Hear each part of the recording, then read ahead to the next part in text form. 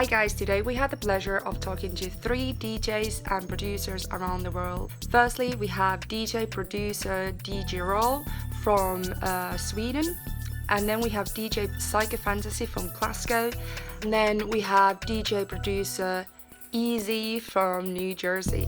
We will talk about the confidence, talk about LGBT community in music, and we will talk about different organizations in the music industry for female producers. Enjoy. Move yourself. Like, why have to be like a personal appearance? Why have to be? It's about music. The music should be the first thing, not what is just behind the thing. You know, we should make more record labels and start bombing things and try convincing people that there is so much females, there is so much girls, there is so much trans people that really want to do a change in the music. They should be heard. I am DJ Psycho Fantasy. I am also the club booker for Stereo, and I run the night Push It. I have a residency at PVC at the art school, and in Glasgow, sorry. I get a lot of emails and a lot of messages via Facebook from people looking for sets, which is great. But what I've noticed is they're predominantly from men, and it seems to be the way that men talk to me is a kind of like, oh, there's no hesitation, there's no over politeness. It's always like, I want a set, I'm looking for a DJ set, I'm looking for a gig, can you provide me? Whereas a woman, if women do speak to me, they're like, oh, you know, if you've got anything free, like if you need somebody, keep me in mind. Okay, I go by the name of DJ Eeaazzee.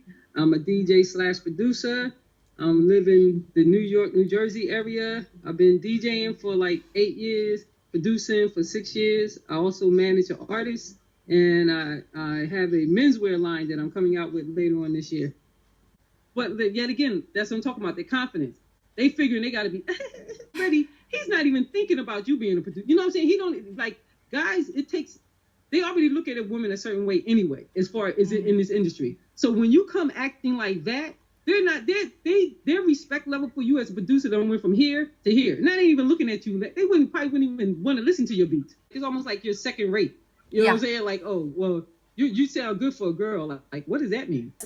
The confidence thing, like, if you don't want to be confident, if you don't feel confident, you shouldn't be forced to feel that way because you're a woman and you feel that's the only way you're going to be successful. I feel like women who are maybe a bit more closed in, that's also fine. But from, not so much from guys, but from other women, I've been called aggressive. Which is really frustrating because I'm like, I'm in this industry which is very, very male dominated, both in terms of booking and DJing.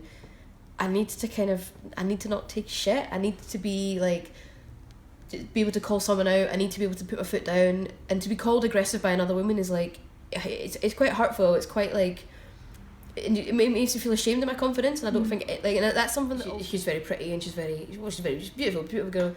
I think they just see, like, they're like, oh, you're just here as like the hanger out. You don't know what you're doing, like. But then when they see me, who's like uber dyke coming over with this shaved head, they're like, oh yeah. They see me as more of a man, basically. They see me as more as one of the boys. So it's like, oh, you know how to plug your shit in, whereas she doesn't. And it's like, and I feel this is a lot of I've seen guys do it at clubs, and you see it every club you go to. If there's a kind of feminine looking DJ, you'll always have a guy leaning over, changing the levels on the mixer, and it's like, what are you doing? Don't do that. But they wouldn't do it to me. They would never do it to me. So wait, because of maybe in Venezuela I will feel like different, but then here in Europe it's really open, so it's like a lot of things happening. It's like gays and no gay people are mixed up together. You don't feel rejected if you are like if you are a lesbian. I don't feel rejected by any. I can be myself in here. That's why maybe I'm in Sweden, because it's really open. At the time, I think a lot of I was actually, well, it wasn't so much being a lesbian DJ, but someone once told me this. Well, they said to me, they were like, "Oh, it must be really frustrating being booked because you're a female DJ." And I was like, no. I don't get booked because I'm female. I'm booked because I'm good. I do a good job. But I think there's maybe an element of that as well, where people are like, "Oh, we need a queer DJ. Let's just book anybody that's kind of fits that description." Is the media has a certain idea of what a gay person is, what a trans person is, what a bisexual person is, and if you don't fit that, then they're not interested. And also, we don't collaborate.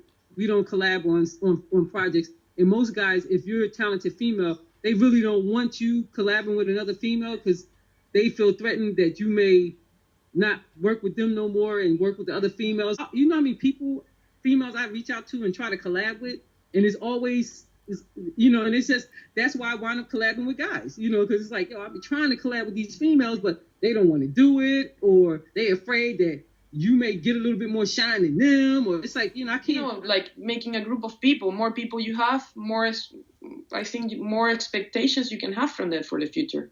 Like, that's what I think.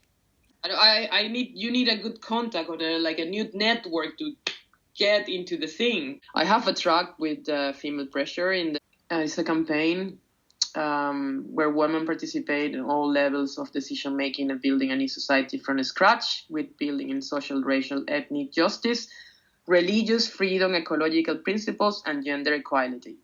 You should check on the Female Pressure Royawa. Female Pressure is if you can use the tools that they send to you, a lot of information, and get connected with a lot of people. That's why I found you.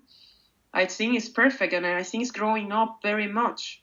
I think that's the biggest hurdle for women coming into the industry, is getting someone to give them a chance. So we can probably make like a music army and then go out there and said, yeah, it's time to change the music industry in some ways.